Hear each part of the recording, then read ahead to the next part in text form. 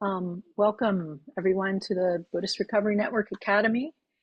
We have been doing this for 7 years now. Feels really good. Uh, it's a um, it's really great to have seen its growth and how it's changed. And Gary has been with us from the beginning. I believe you taught in the very first year of Buddhist Recovery Network. So I'm Sela Siri. I'm joining you from New Orleans, Louisiana. And yeah, I'm just really happy you're here today, part of our Sangha, part of this community. We are here with Gary Saunders, who also has a Buddhist ordination name, Mudita. And Gary will be offering a talk today called Just Assume the Answer to Every Question is Compassion. In Buddhism, compassion is the appropriate response to pain, and whether we are new to sobriety and suffering the special kind of newcomer pain, or in long-term recovery and suffering the pain of everyday life. Compassion is always the answer. My hope this BRN Academy session is to explore some areas in recovery that aren't talked about a whole lot: interpersonal relationships, secondary addictions, untreated or undertreated trauma, and other topics that can be proactively prepared for and all met with compassion.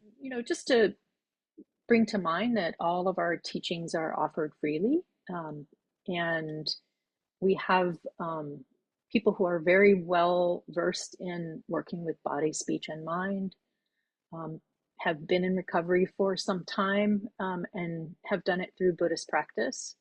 And so we're really happy to share that with you.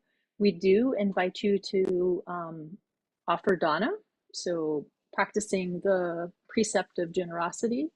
So if you'd like to offer dana, Stu, would you put that link in the chat for us? That'd be really helpful. And we'll share this with the teacher as well, and it will keep our program running. So a little bit about Gary Saunders, or Mudita. Gary lives in Los Angeles, where he was the founder of SCV Mindfulness.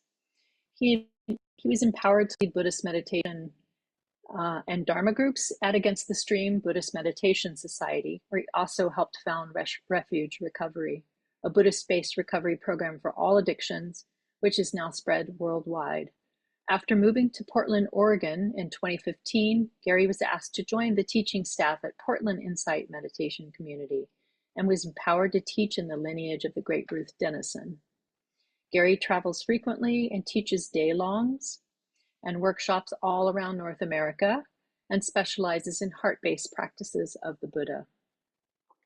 Gary originally got sober in 12-step groups using Kevin Griffin's book, One Breath at a Time, a non-theistic Buddhist approach to the 12 steps. Through the years, he's been involved in various Buddhist-based and other alternative non-theistic recovery programs. Currently, Gary practices tranquil wisdom insight meditation and has woven that into a unique mashup of mindfulness and recovery that he offers to others. So Gary, we turn it over to you for a while, and I'll be here to support you through the Q&A session. Thank you. Well, thank you, Sela Siri. I realize that I probably need to edit that bio. That's way too long.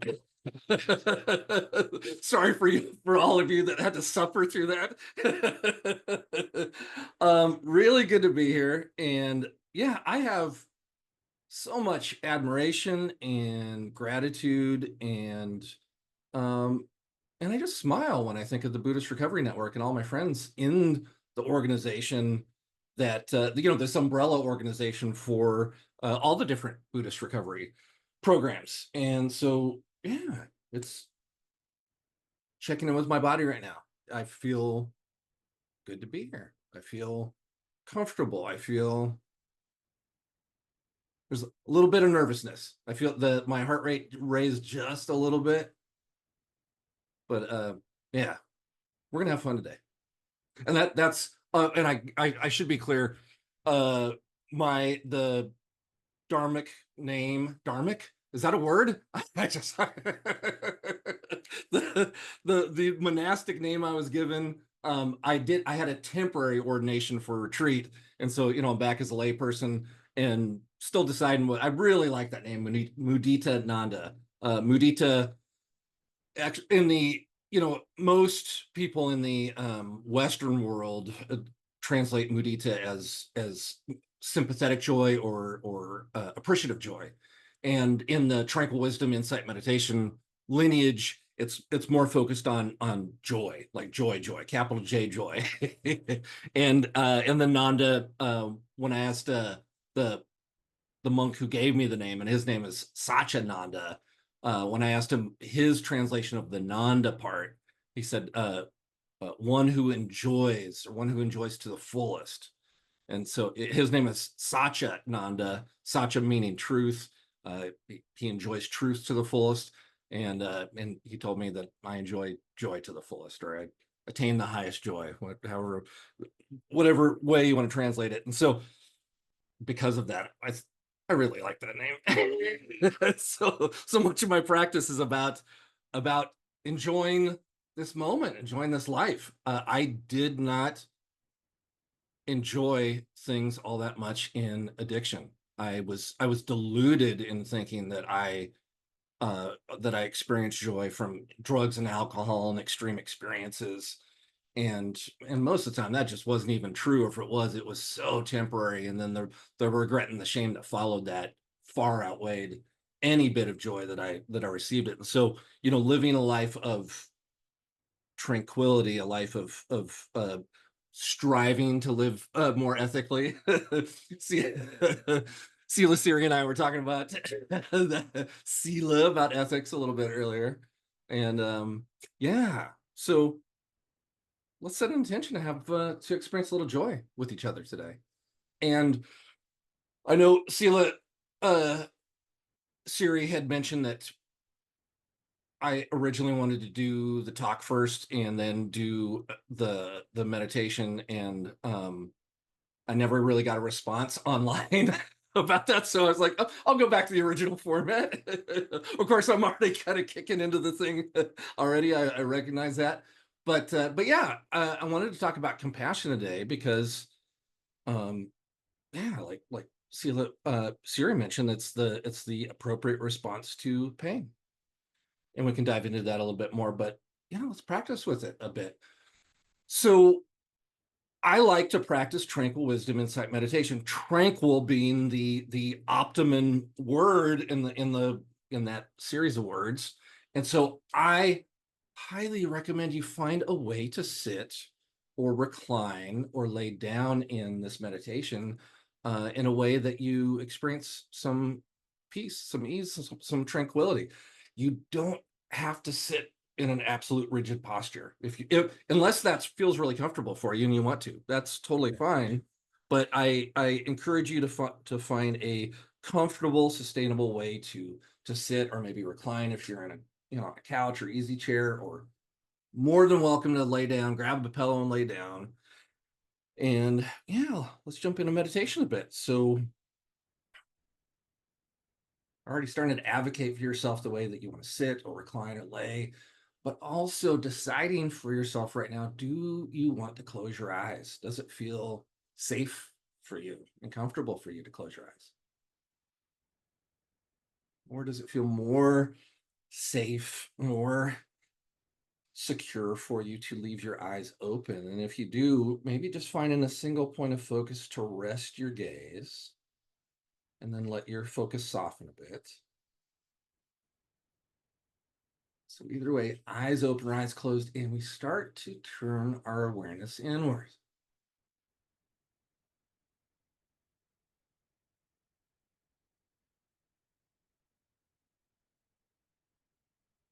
Just feeling into your body a bit. Is there any tension held in some of the little muscles in the face?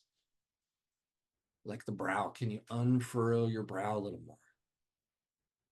Can you unclench your jaw if it's tight, or if it's clenched in any way? If your teeth are biting down on each other, can you release that tension? Even the lips, softening the lips, maybe even bringing a little smile on your face, a little Buddha smile, just to feel what that feels like right now. Little Buddha smile.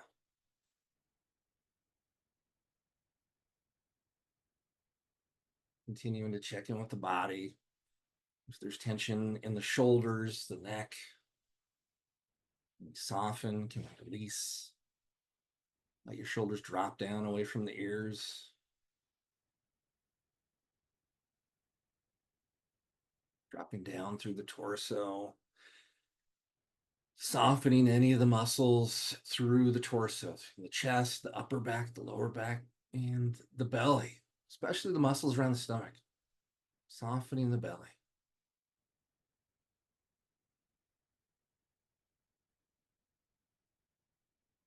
Continuing that through the hips and the pelvis.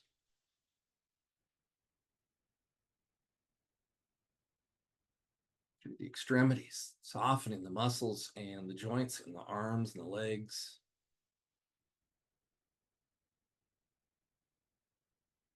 Sweeping all the way through the extremities into the hands and fingers, making sure the hands are comfortable. They're resting in your lap or on your legs or at your sides. Sweeping through the legs down into the feet and toes, making sure the toes are uncurled. Feet are peaceful.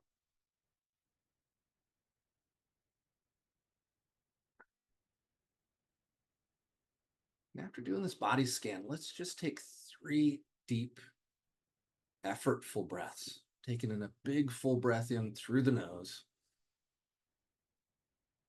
Nice big full breath, and then a slow release through the mouth. Super slow release.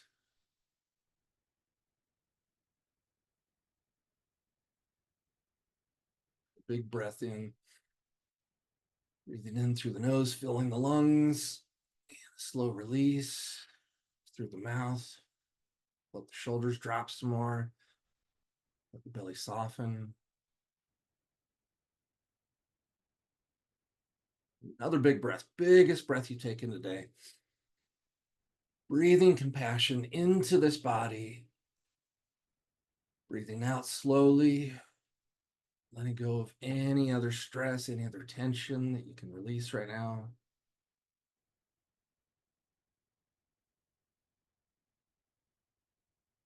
Letting go of that effort in the breath, just allowing the body to breathe on its own as it does.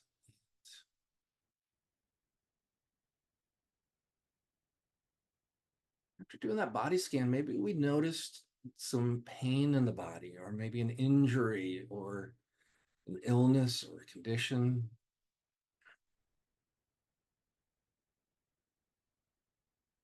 Maybe in checking in with the quality of mind and the quality of the heart right now, the emotional heart.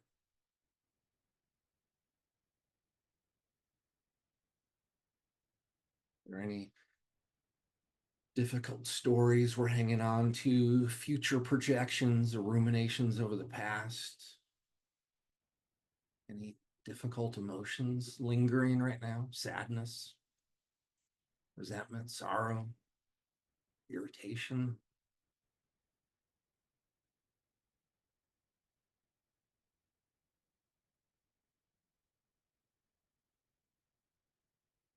Anything that we might be suffering from physically, mentally, or emotionally? Start to extend some compassion to it right now.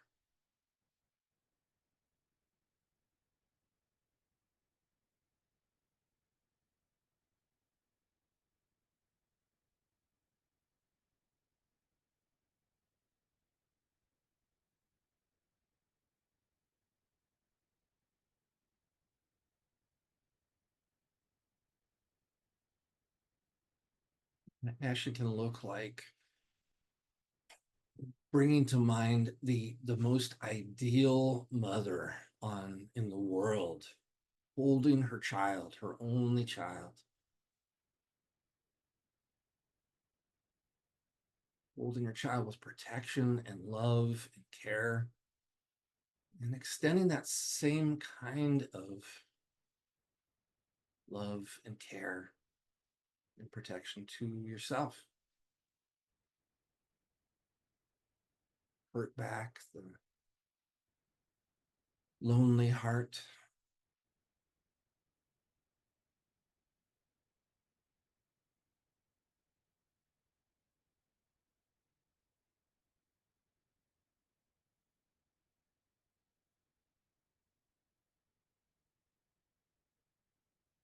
I like to use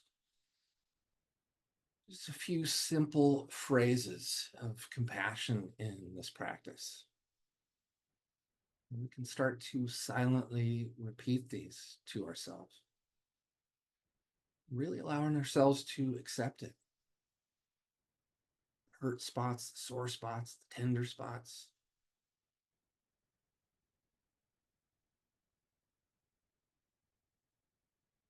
Silently repeating to yourself, I care.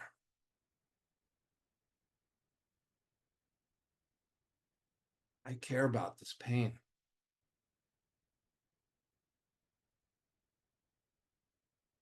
Through the caring, may this pain be eased.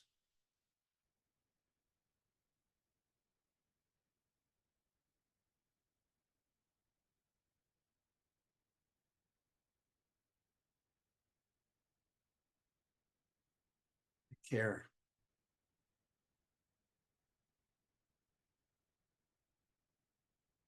I care about this pain.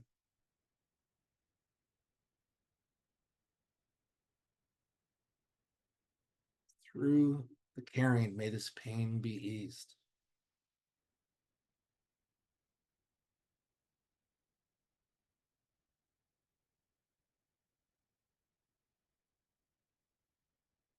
Directing this compassion, this care, this love, this protection, this concern, this wish for it to be eased.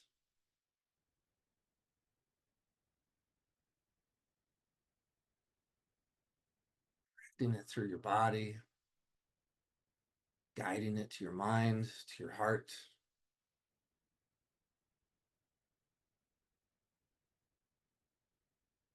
Just offering it globally to every cell in your body, all the spaces between the cells.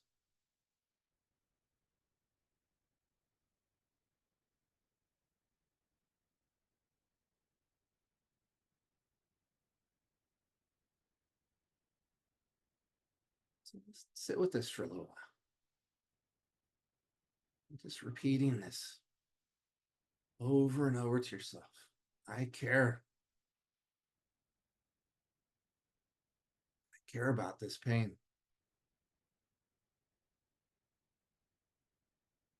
Through the caring, may this pain be eased.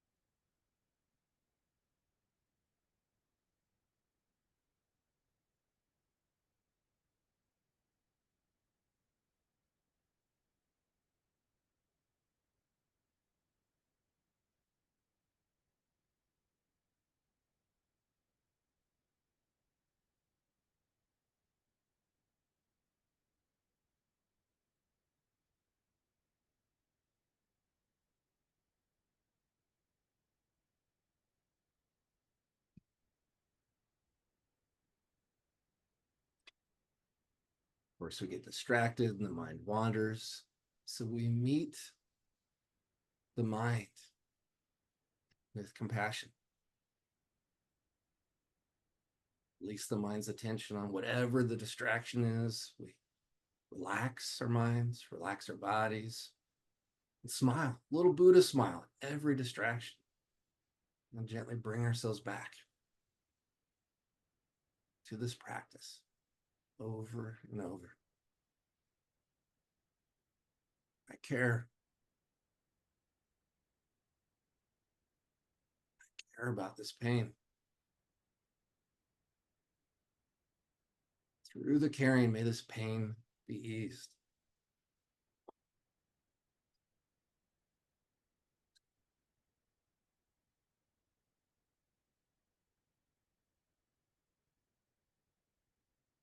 Since I'm assuming most of us are in recovery to whatever degree here,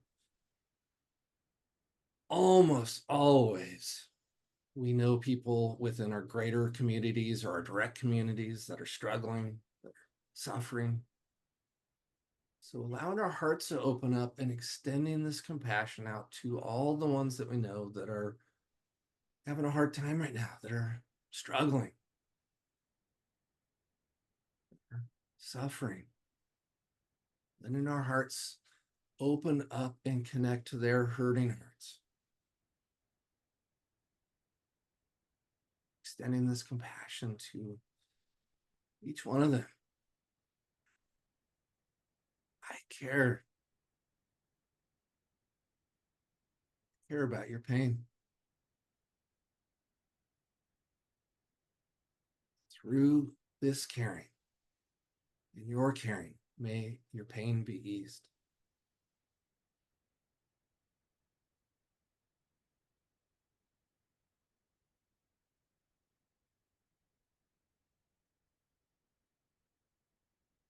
Really letting our hearts open up and extending this compassion out to all our connected communities, all our sanghas, all our friends, all our family.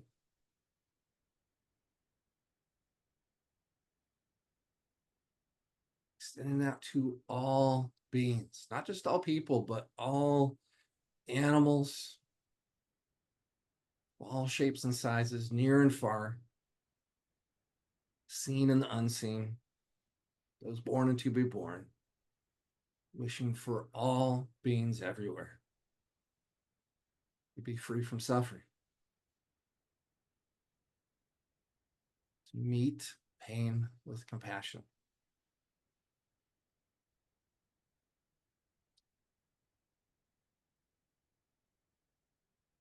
It's letting all beings everywhere know that we care. I care. I care about your pain. Through this caring, may the pain be eased.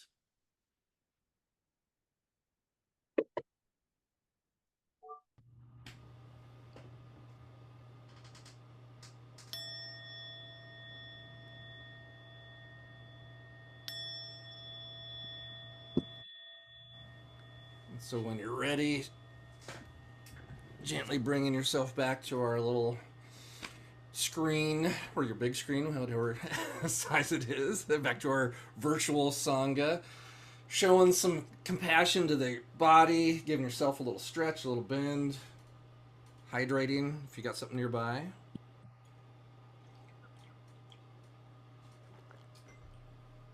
So thank you for practicing with me.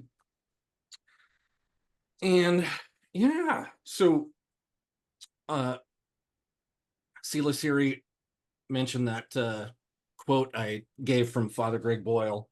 He's the one that created Homeboy Industries. It's still the most successful gang intervention program in the whole world. It's located here in Los Angeles.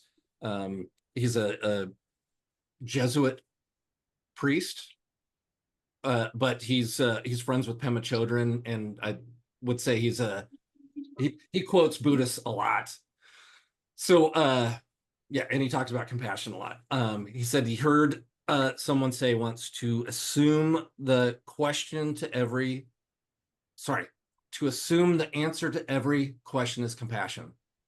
Just assume the answer to every question is compassion. I heard that many, many years ago. And that's one of those things that just really, really resonated with me. You know, the thing that wasn't modeled to me, the thing that wasn't really big in the family that I was raised in, and certainly not in the religion I was raised in. And how I treated myself was the opposite. You find your mama? Do you? Yeah, maybe everybody check in and mute yourself if you're not muted. That'd be compassionate for everybody else. So yeah, the way in addiction, through my early adult years, and I think I got sober at 35, 30, something like that. Yeah. Yeah, I was the opposite of compassionate to myself. And that was the thing that I had to learn to really cultivate. I had to learn to exercise that compassion thing. When I think I was so removed from compassion that when I first started hearing about it, I had to look up the definition. I think that it's one of those, like, I've heard compassion a lot, but what does it really mean? And one of the definitions I read early on, and I can't remember, Webster's or whoever, this definition was from, was recognizing the suffering in another or ourselves, and meeting it with the hope to alleviate it. So, not just seeing the suffering in another or ourselves, but, meeting it with a hope to alleviate it, to, like, what's the instruction I said in the meditation, caring about this pain, and through the caring, may this pain be eased, this hope, right? So many times we can't do anything about it, but at least, open our hearts up, a hope to have this suffering end. I was trying to find it the other night. I saw a video a long time ago. I'm pretty sure Sharon Salzberg, either somebody made a little cartoon about one of her teachings about compassion, or maybe she just shared it online. I could not find it, but if I remember correctly, it was a description of, like, the difference between pity and empathy and compassion. And the vision, and I'm a very visual person, so I appreciated this. they showed a big pit in the ground, and there was somebody that had fallen into the pit. And so the pity was somebody just walking by and just kind of like looking down their nose and like shaking their head like, oh, that sucks, and then just like walking by. That's pity. And empathy was the person that came up to the side of the hole and looked down there and was like, oh, that's a bummer. That sucks, you're down there. Oh, man. All right, y'all. We're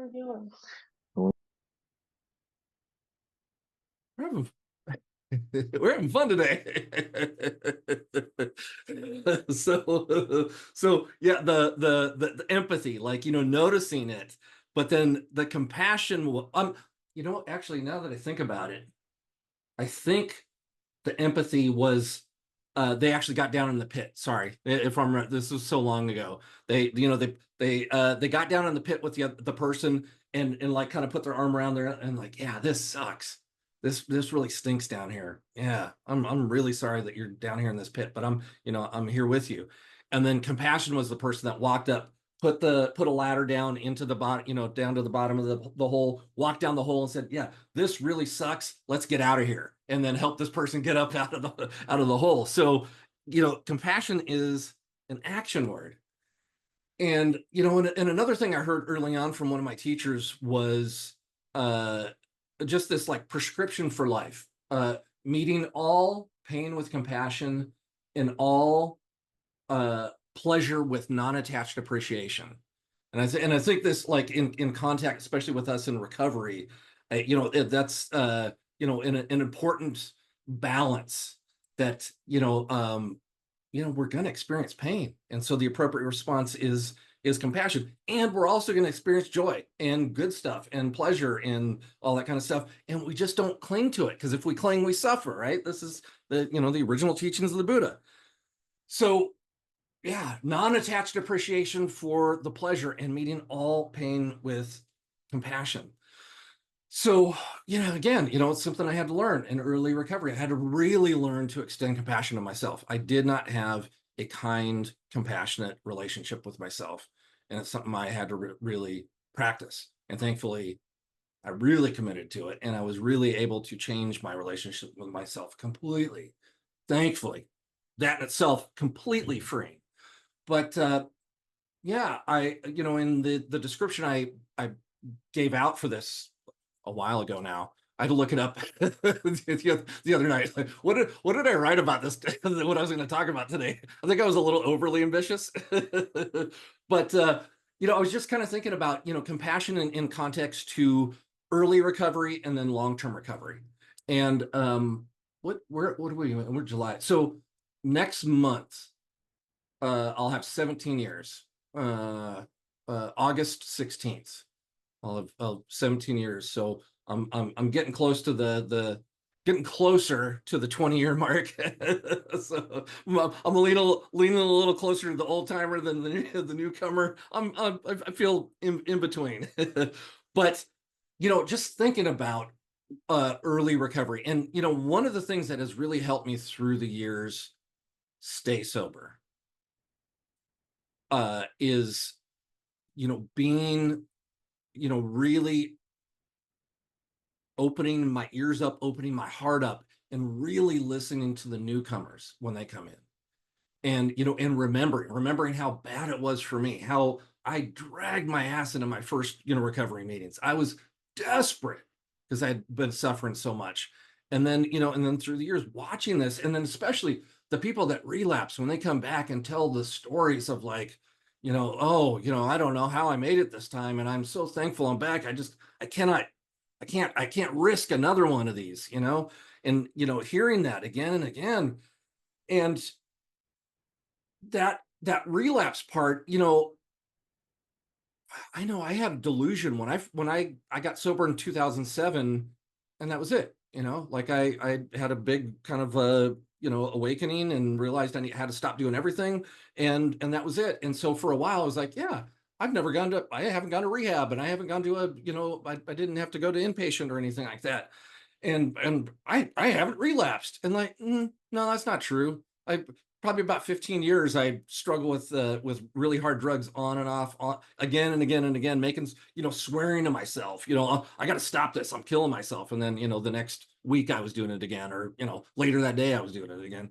So yeah, I relapsed again and again and again and again. And so with hindsight, realizing that's part of my story too. Relapse is part of everybody's story. And I know in my heart of hearts that if you've recently come off a relapse, or if you're in that cycle of relapsing over and over again, beating yourself up, giving yourself a hard time, chastising yourself, condemning yourself, putting on this identity of I'm a chronic relapser, I'm never going to get this, putting those kind of unhelpful identities on yourself. None of that helps. None of that works. We've all tried that. Hands up. How many people have tried that unsuccessfully? That does not work. Give it up. Meet it with compassion. That's one of the other things I've learned in recovery. When I've stopped beating myself up, when I've stopped giving tons and tons of negative energy around things I was struggling with, when I stopped putting all that heaviness of shame and guilt on myself about those kind of things, they went away.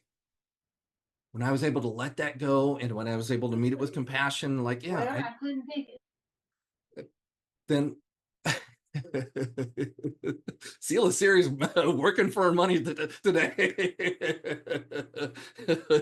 So thankful for Zoom mods. Thank you. Remember the old days when we had to mod ourselves and had to juggle this whole thing? So compassion for relapse. The other thing I like to talk about in early recovery, because I experienced myself, and I've heard this so many times through the years, is that when we finally get it, especially for those that we've had this, like it took us a really long time to finally get it, and we finally get, like, that was my story, right? I struggled a good 15 years with hard drugs, and then I finally realized I had to stop everything. I can't drink, and I can't smoke, and I can't do all that other stuff either. And then that was it. And I was still in the same relationship with the person I was married to through my addiction, and then through all those early years. And this person I was in a relationship with was still expecting me to do the stuff I did before. She had been with me so long that I proved to her that I wasn't trustworthy, that I said one thing and I did another, and I didn't follow through with things. I did that for years and years and years. So when it finally clicked for me, and those first couple of years in sobriety, and my partner and other people that were around, didn't think that I really got it, and that I was going to continue to stay sober, and and I was just I was hurt. Like, I have changed. Like, where's my marching band? Like, why do you all not believe me? And again, like, that was my story. I've heard that again and again and again, and it's really helpful. I'm using the term remembering a lot. I think it's very compassionate to remember that this is our karma. If we've been in relation, whether it's romantic, platonic, family, job situation, maybe neighbors, we've been in relationship with people for a really long time, and we've proved to them year after year after year, maybe decade after decade, that we've been liars and cheaters and maybe thieves, and we've been addicts, and we've been untrustworthy, and then here we are, and I got 1 month sobriety. Hey, everything's changed. I got 6 months sobriety. I got 1 year. Like, yeah, but for 20 years you've been lying to me. Like, in 12-step they talk about wreckage of the past. That's our karma. And meeting that with compassion, remembering that we've caused that much harm in our loved ones, our friends, our the people that we've been around, that we've proven to them for a really long time through our actions and our words that we're not trustworthy. So we probably need to spend as much time, if not longer, to prove to them that we have changed.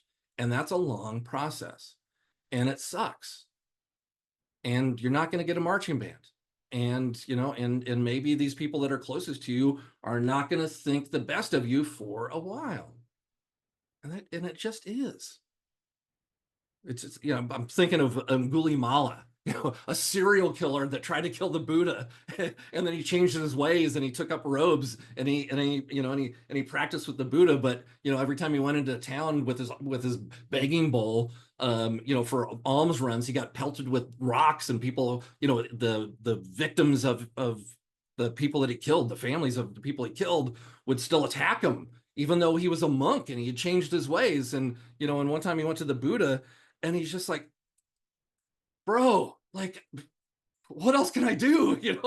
I've shaved my head. I've gotten rid of the necklace of the 1,000 fingers that I've chopped off. I'm not on Angulimala anymore. I'm a monk now. What should I do? And the Buddha's simple instruction to him was, bear it. Bear it.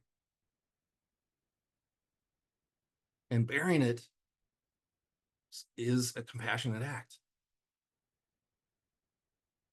To bear the pain. Sometimes it sucks. Sometimes it really sucks. But yeah.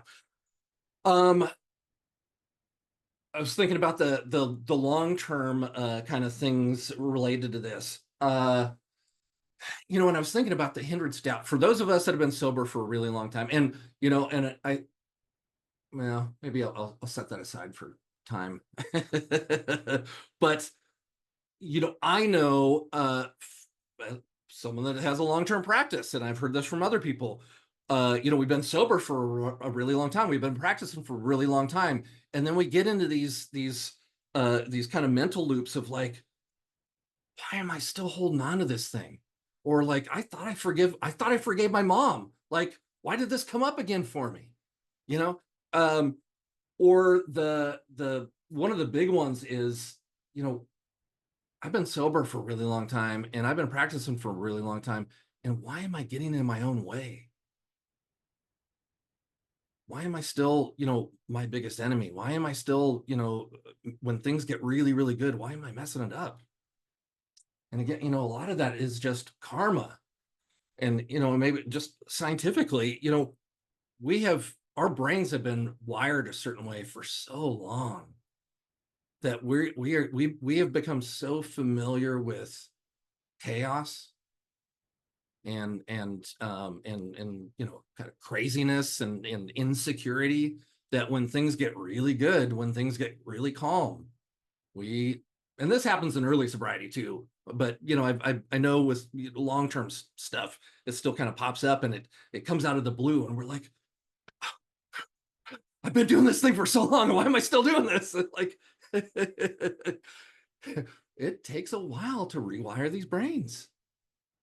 And in that process, it doesn't help to beat ourselves up. If we can meet it with compassion, oh yeah, I'm doing that thing again. Oh, isn't that interesting? Things got really peaceful, and then I messed things up, and I behaved badly. I said something I shouldn't have. I did that last night. We left the movies, and I took a line from my partner a totally wrong way, a not helpful way, and I realized it right away, and we discussed it and processed it, and this is what we do. We don't run away from it. We don't double down on it and like, I'm right, you're wrong. Give up the fight. That's a compassionate thing. Give up the fight. The other thing I wanted to talk about that I don't hear enough in the rooms is the secondary addictions. So, we come in with the story, like my story. I came in, I struggled with cocaine and hard drugs for a really long time. And then, I had that awakening, like, and I realized I can't drink and I can't smoke and then I can't take pills. I'm going to stop all these substances. And when the venerable was saying how words matter, just 3 words, yeah. and about 1 word.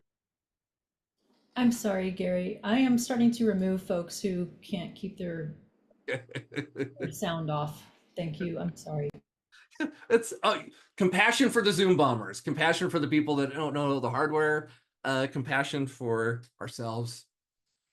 If anybody's feeling irritated right now, just kind of checking in with your body, meeting it with compassion, a couple deep breaths. Yeah. So secondary addictions, super common.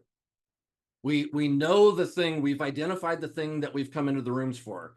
I have a problem with drugs. I have a problem with, alcohol, or whatever it is. Maybe, I've identified this thing. That's the thing. It doesn't matter what it is. So you have this list in your head of what your thing is, and then we get sober and we stop doing that thing. And then this is where our practice really needs to kick in. When we start acting out in other ways that isn't on that list that we've created. We start, we really need to recognize when we feel overwhelmed, when we feel stressed. Am I spending too much time on the internet? Am I compulsive shopping? Am I acting out with sex? Am I acting out with gambling? Am I overindulging in food? Or maybe the opposite. Am I being way too restrictive on food? Do I have an unhealthy relationship with any of this stuff? Because here's the thing that I hold to be true, and Gabor Mate and many other experts in the field say that it's not about the thing. Those the drugs, the alcohol, the gambling, the sex, whatever, those are just symptoms of the greater problem. And what recovery is about is addressing that greater problem. And that greater problem for almost all of us is trauma. It's and again, trauma, there's a difference. Trauma isn't about the event that happened. Trauma is our relationship to that event. And and that we hang on to that, this shouldn't have happened to me. Why did this happen to me? And and then we get re-triggered over and over again. So here's the acknowledgement that almost every single person, and I'm just going to assume the answer to every question is compassion. I'm going to assume that everybody coming into the rooms is coming in with some sort of trauma. And and when we when we become a part of a program or a home group or a sangha even, and I've seen it's whether it's recovery or just Buddhist sanghas, same. Like almost everybody shows up to recovery groups and shows up to meditation groups and sanghas because things got really, really difficult.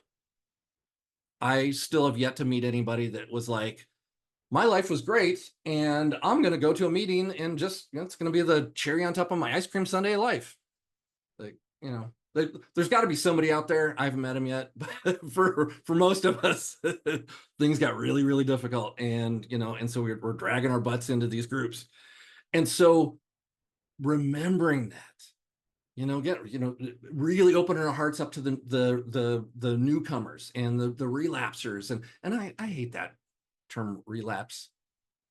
There's some maybe somebody could put in chat some alternatives to some healthier terms for relapse. I have such older 12-step conditioning in my head.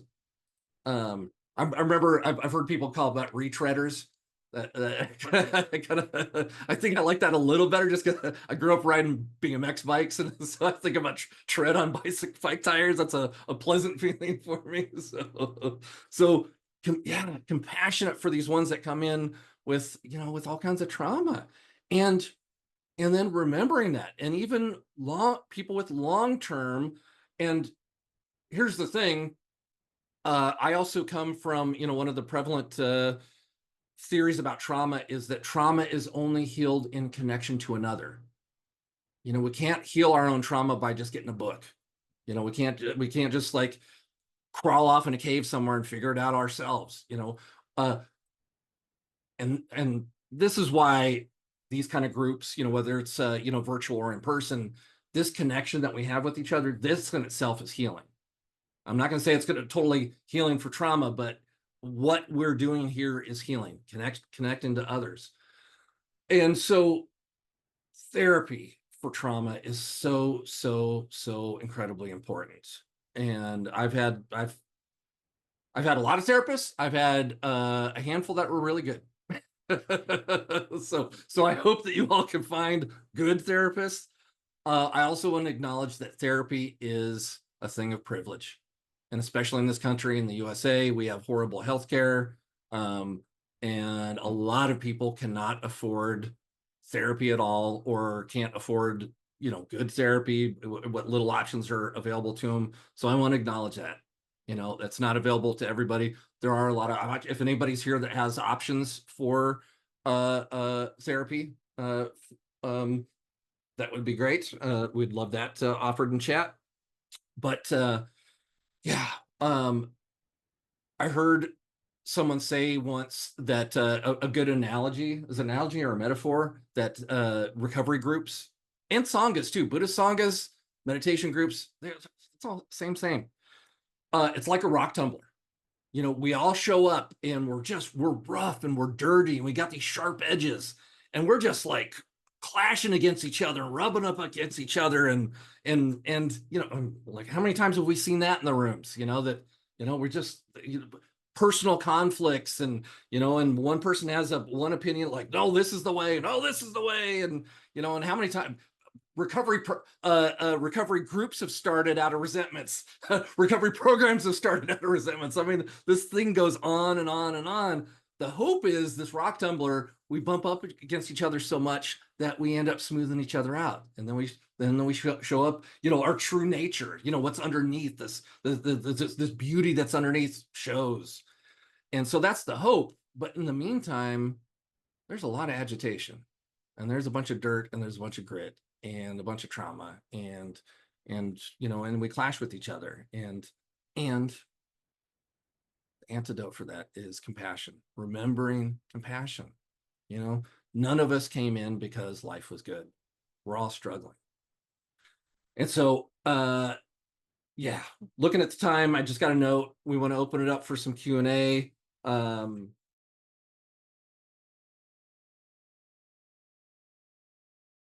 just wanted to thank everybody. Thank you, Gary, for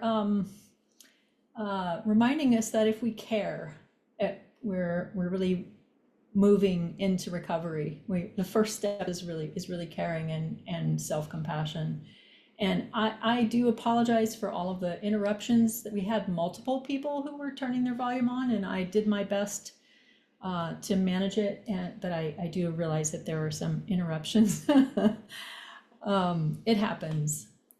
We had just a very active day, and we're really happy that you were here, and we hope you got something meaningful from Sangha today. We are going to add the Dana links again. We have not only on our website, you can go to offer Dana, but we also have a Patreon account for any of you who use Patreon. So I'll put both of those links in. I did want to let you know we have Facebook groups, and we have one that's just a general Facebook group, and we have one that is